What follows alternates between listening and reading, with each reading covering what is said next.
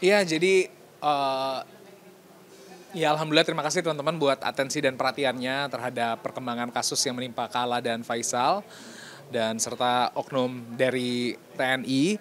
Jadi boleh kita sampaikan saat ini Kala sudah menjalani proses pemeriksaan, terus Faisal juga telah menjalani proses pemeriksaan.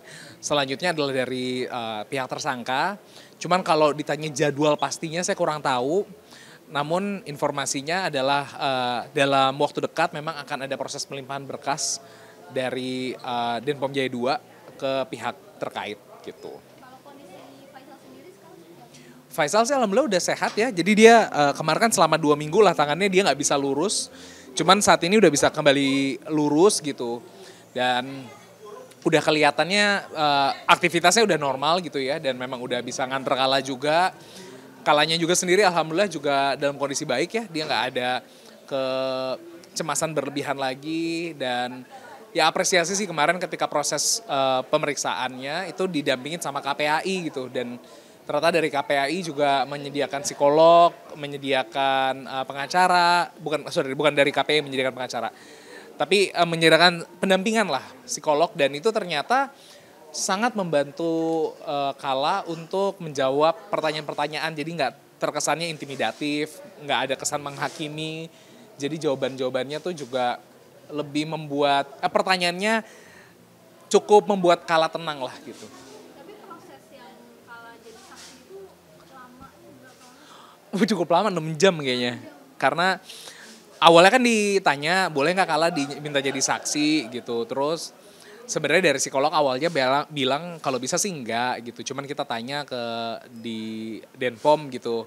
Apakah ini satu hal yang sangat penting dan memang nggak bisa digantikan? Ya menurut mereka ini satu hal yang sangat menjadi bisa jadi kunci lah buat kasus ini karena memang Kala kan jadi saksinya ketika proses pertama kali terjadi klakson terus tegur-teguran tuh kan cuman ada Kala dan Faisal gitu jadi ya hanya dia yang bisa menjabarkan proses sebelumnya gitu. Kalau proses pemukulannya sendiri sih sebenarnya kan banyak banget yang melihat gitu ya dan saya nggak mau masuk ke materi penyidikannya cuman prosesnya berlangsung dengan lancar dan ya alhamdulillah Kalanya nggak trauma sih ya kelihatan baik-baik aja gitu dia juga bisa menjawab pertanyaan-pertanyaan penyidiknya dan ternyata memang nggak secepat itu ya dipikir awalnya kayak oh paling cuma sejam gitu tidak ternyata 6 jam prosesnya Tapi gitu. tadi sendiri Faisal berarti masih ngantor Kala? Masih jadi Faisal tuh tidak nganter Kala hanya 2 minggu pertama lah pasca kejadian memang kita larang karena Kala udah kita bilang udah naik mobil dulu aja khawatir ada karena kan waktu itu kita masih belum jelas lah ini siapa udah ditangkap atau belum. Ketika kita udah tahu takutnya orangnya punya dendam kan kita khawatir juga gitu ya nggak tahu jadi kita bilang udah Kal kamu kita antar dulu naik mobil dan kita batasin lah tapi alhamdulillah sih sekarang udah bisa berkegiatan seperti semula ya Faisal dan Kalanya gitu. Tapi mungkin motif pelaku sebenarnya apa sih Kak? Kayaknya kalau motif saya nggak bisa sampaikan di sini ya itu biar dari pihak mereka aja yang menyampaikan motivasinya apa gitu. Cuman yang jelas setahu saya memang lagi nganter istrinya ke daerah Fatmawati terus yang bersangkutan mau cari makan pagi kalau nggak salah. Tapi saya juga kurang paham sih maksudnya kenapa ada di daerah sana dan bagaimananya nggak terlalu jelas sih gitu.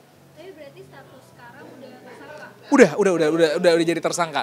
Karena memang yang bersangkutan udah mengakui perbuatannya, terus juga ketika dia mengakui dan bukti-bukti sudah menunjukkan ke arah dia, ya udah sih memang jadi dari pihak Denpom merasa perlu mengamankan untuk mempermudah proses penyidikan gitu. Kalau dari si yang pelaku ini udah ketemu langsung atau gimana? Belum, sampai saat ini belum ketemu. Kita belum ketemu langsung gitu. Saya Kala juga Faisal juga belum ketemu langsung sama. Belum. Berarti perwakilan dari Iya jadi kita waktu itu kan kita ke Denpom memastikan memang ini memang ada proses penegakan hukum dan kita memastikan bener nggak sih ini orang ditahan gitu. ya yang ngejawab perwakilannya dari Denpom gitu. Ya kita kan harus percaya juga ya sama proses yang dilakukan sama penegak hukum. Jadi ya sudah kami mengikuti aja dan kami tanya memang saat ini memang kami belum bisa ketemu sih jadi ya sudah nggak apa-apa. Tapi mungkin dari perkembangan sekarang Mas Haikal sendiri udah merasa cukup baik atau gimana sih? Sebenarnya kalau dari kondisi Kala, ngelihat Kalanya sendiri, secara di luar kan memang nggak kelihatan apa-apa ya, maksudnya biasa aja gitu. Saya cuman khawatir proses pendewasaan dia karena kan masih umur 12 tahun ya. Jadi takutnya ada trauma yang memang nggak diungkapkan sekarang tapi ternyata mengganggu perkembangan dia di masa depan. Makanya ya ketemu psikolog kan ada 2 kali. Yang pertama yang saya santerin, yang kedua pada proses penyidikan. Jadi pendampingan psikolog juga cukup membantu untuk Kala bisa rilis lah mungkin kekhawatirannya dia gitu. Tapi dari proses pemeriksaan Kala itu ada Pakia atau Ada, jadi pendamping. Jadi waktu pada saat pemeriksaan itu hanya boleh didampingin sama 1 orang keluarga. Karena memang waktu itu Kak Saskia udah nyampe Jakarta, jadi kita bilang ya udah Kak ibunya aja gitu. Ya saya omnya hanya bantu mengawal prosesnya, kebetulan waktu itu lagi di luar kota, membantu memastikan aja orangnya udah sampai, Kalanya udah di mana, oke. Terus pas lagi berjalan, udah berjalan paman, oke. Terus selesai, oke udah selesai paman. Karena kebetulan saya disuruh keluarga untuk jadi jembatannya lah yang mengkomunikasikan sama pihak-pihak luar gitu. Jadi ya alhamdulillah lah. So far kami ngelihat penanganannya dilakukan secara profesional dan harapan kami ya memang itulah ya bisa terus berjalan prosesnya sebagaimana mestinya.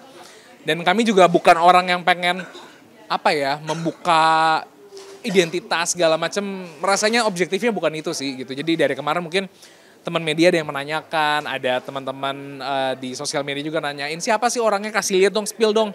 Ya kami udah tahu sebenarnya, kamu udah tahu namanya segala macam, cuman rasanya bukan itu sih yang kami butuhkan gitu.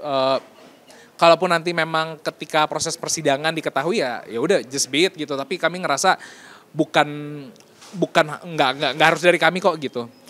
Selama ini kan tuntutan kami adalah diproses secara peraturan yang berlaku dan selama itu memang dilakukan secara aturan yang berlaku ya sudah gitu. Nggak kami juga nggak, kecuali memang kami mau ngelihat oh nih orang mulai ngaco-ngaco, mungkin kami akan bikin social punishment gitu. Cuman so far sejauh ini enggak sih. Belum tahu karena nanti itu dari hakim. Ketika di pengadilan hakim yang akan menentukan. Cuman memang kita bilang boleh nggak sih kalau Kala ini jangan sampai ditemukan sama pelakunya. Takutnya ada traumatik dan pasti nggak nyaman lah ya. Maksudnya anak umur 12 tahun dipertemukan sama pelaku yang seperti itu gitu. Jadi saya pikir kemarin kita ngomong sih, cuman katanya nanti tergantung dari hakim. Kalau hakim merasa perlu keterangannya Kala pasti akan dipanggil. Tapi kalau enggak, ya mungkin cukup dari penyidikan ini kan udah 6 jam tuh udah di BAP, jadi ya udah cukup. Cuman biasanya juga kalau anak di bawah umur tuh biasanya tidak dipertemukan secara langsung sih informasinya. Berarti Kala sampai saat ini masih ada suka curhat yang nangis atau sekarang udah aktivitasnya? Kemarin sudah normal ya, dia main ke rumah temennya. Ya saya beberapa kali telepon, gimana kabarnya? Baik. Gimana kamu masih suka kepikiran nggak? Nggak sih kata dia gitu. Jadi anaknya kan juga agak aktif ya, maksudnya berkegiatannya banyak gitu. Jadi anaknya nggak bisa diem sih gitu. Jadi ya positifnya adalah anaknya bisa lebih cepat untuk rilis masalah-masalah yang ada. Berarti masih les bola gitu di taekwondo? Masih les bola, masih les taekwondo, masih sekolah. Kemarin main ke rumah temennya matanya bengkak. Aduh kita kayak abis kena alergi kucing kayaknya. Jadi aduh gue bilang Kala gue bilang lo ada aja ya gini dalam sebulan ini luar biasa ya Kala ya, gue bilang gitu. Di telepon dibawa ke IGD, udah paman aman kok kata dia.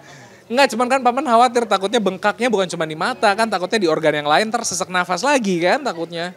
Gitu enggak kok kata dokternya cuma di mata doang. Oh ya udah.